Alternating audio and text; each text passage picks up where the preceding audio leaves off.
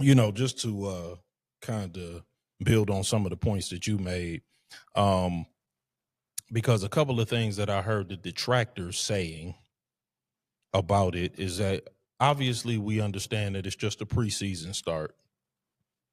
And he started the game against Carolina's ones because they played their starters to begin with.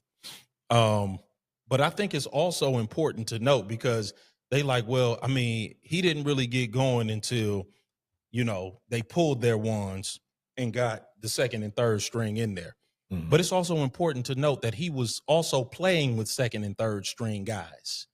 He's not playing with the number. Jerry Jeudy and Tillman were not out there, and Right. Njoku was not out there. Right. They're all on the bench as well. So it's not as if he's playing with Cleveland's number one offense, Right.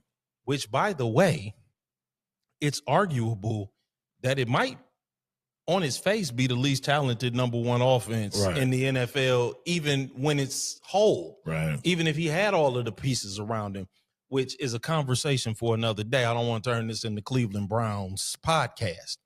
But so, when I hear people say that, I'm like, yeah, well, he wasn't exactly out there playing with number ones.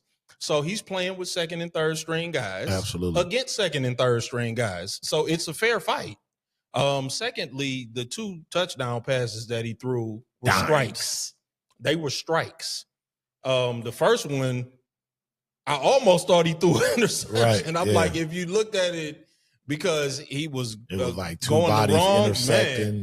he was going off the wrong foot. It was a beautiful pass. It was perfectly thrown in the right spot with just the right amount of touch on it. Oh yeah. The other one was also between the defense. It was thrown in a tight window. A straight grip it and rip it. Yeah, it was thrown on time. It was a great pass.